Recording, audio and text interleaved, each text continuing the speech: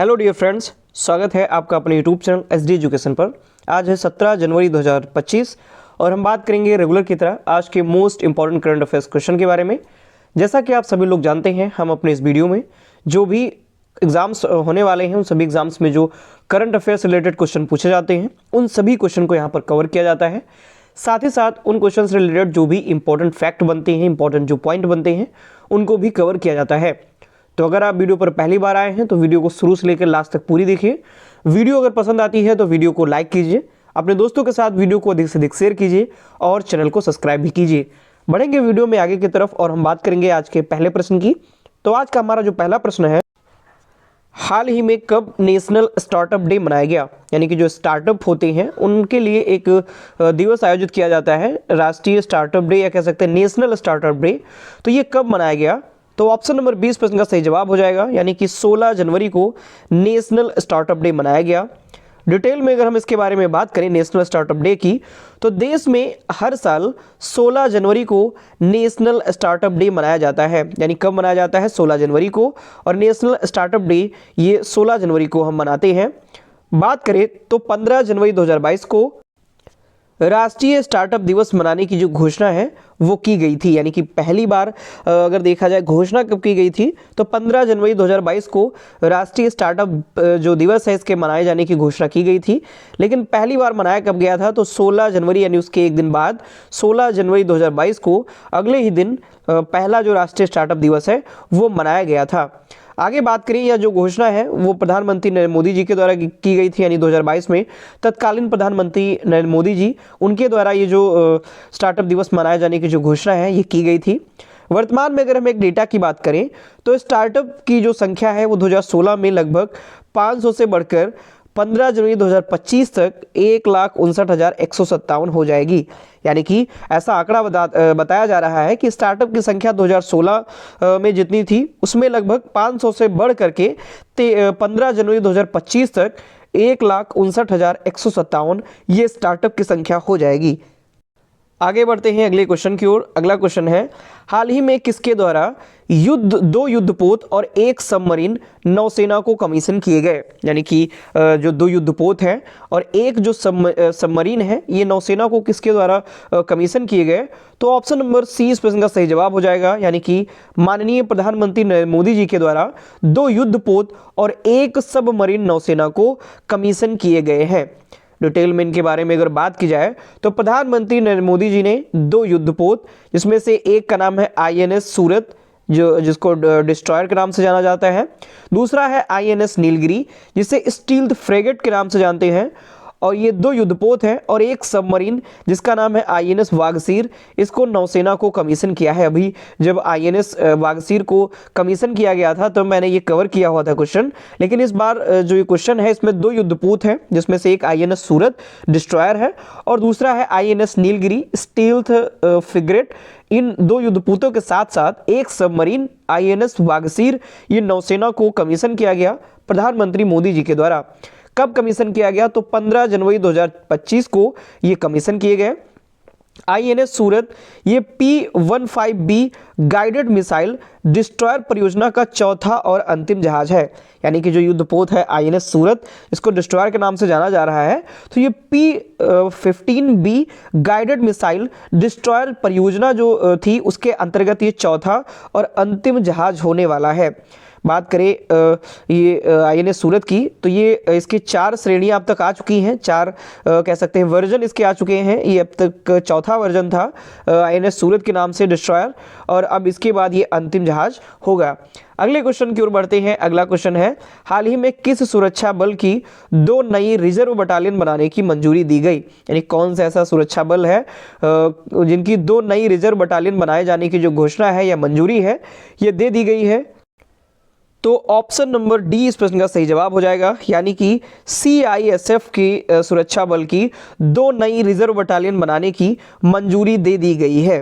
Detail में इसके बारे में अगर हम बात करें तो केंद्र सरकार ने केंद्रीय औद्योगिक सुरक्षा बल, जिसे हम सीआईएसएफ के नाम से जानते हैं, इसकी 2 नई रिजर्व बटालियन बनाने की जो मंजूरी है वो दे दी गई है। अब इसमें बटालियन की जो कुल संख्या है वो 13 से बढ़कर 15 हो जाएगी, यानी कि जब ये दो जो रिजर्व बटालियन है इनसे पहले 13 संख्या थी और अब 2 और बनाए जाने की जो मंजूरी दे दी गई है, तो इस प्रकार टोटल अब इनकी संख्या 15 हो जाएगी। आगे अगर हम बात करें तो हर एक बटालियन में विभिन्न रैंकों के लगभग 1025 सुरक्षाकर्मी शामिल होंगे, यानी कि जो टोटल बटालियन है हर एक नई बटालियन जो होगी उसमें विभिन्न रैंक के जो लगभग 1025 सुरक्षाकर्मी शामिल किए जाएंगे, यानी कि एक पूरी की पूरी जो बटालियन होगी उसमें 1025 सुरक्षाकर्मी शामिल रहेंगे। और इसका जो नेतृत्व है वो सीनियर कमांडेंट स्तर का जो अधिकारी है वो करेगा, यानी कि जो सीनियर कमांडेंट स्तर के जो भी बड़े पद के जो अधिकारी होंगे वो इसका नेतृत्व करेंगे।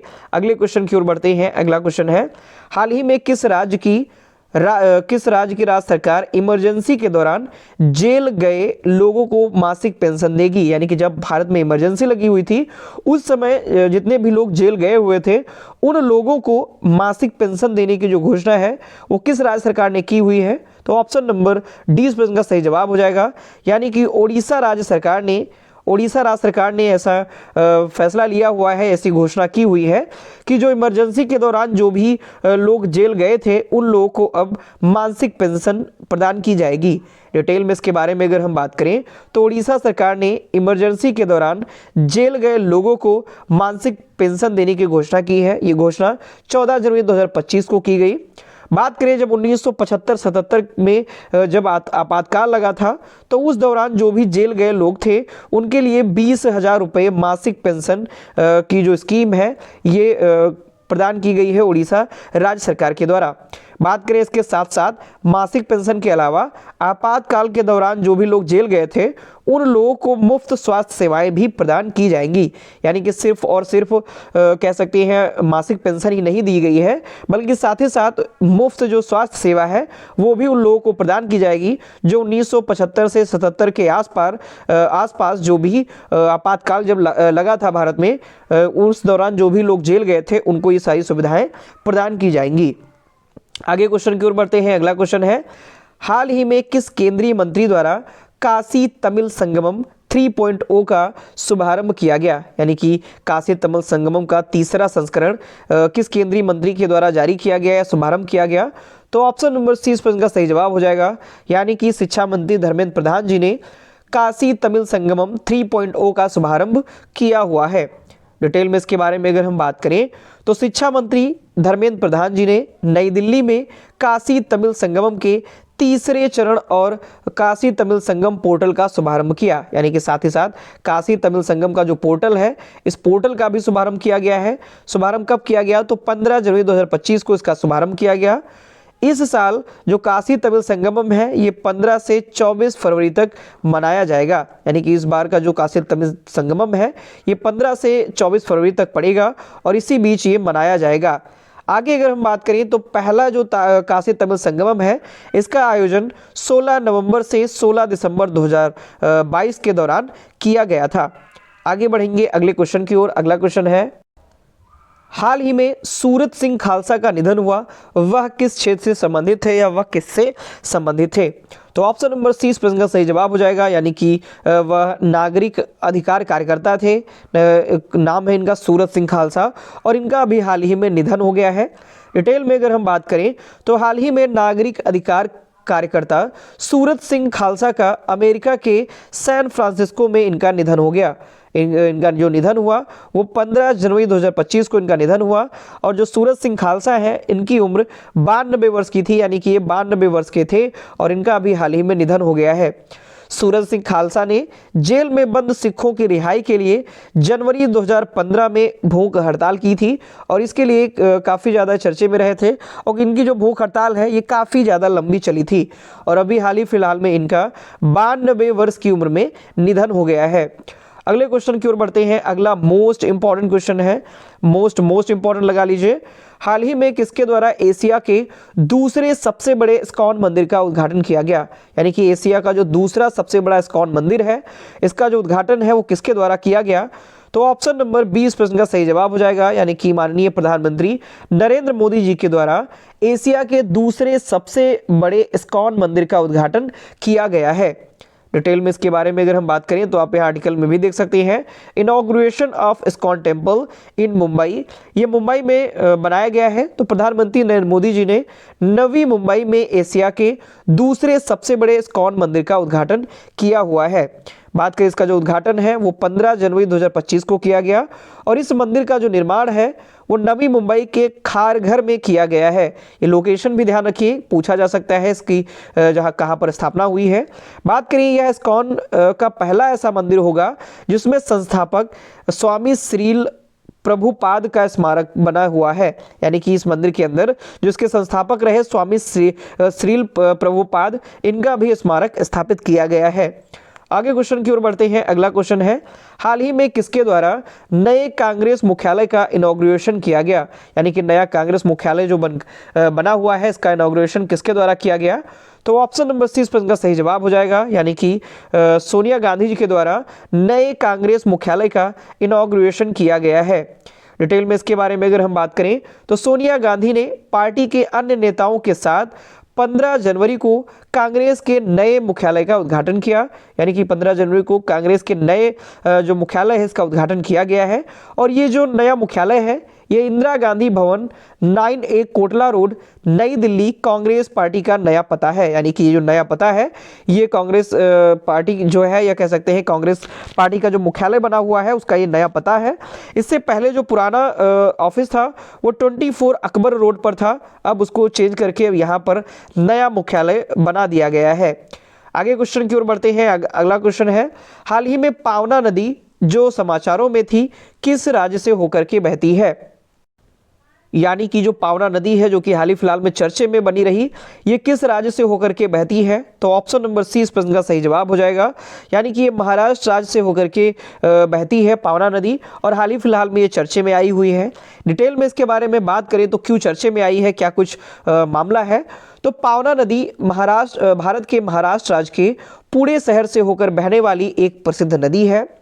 बात करिए चर्चे में आई हुई है कि राष्ट्रीय हरित अधिकरण ने एक कायाकल्प समिति को पावना जो नदी है इसमें प्रदूषण कम करने की कार्य योजना के लिए एक नई समय सीमा निर्धारित करने का निर्देश दिया है, यानी कि इसमें काफ़ी ज़्यादा पॉल्यूशन हो गया था जिसको कम करने के लिए कार्य परियोजना के लिए एक नई समय सीमा निर्धारित करने के लिए कायाकल्प समिति को निर्देश दिया हुआ है और इस कारण ये जो नदी है ये चर्चे में आई हुई है।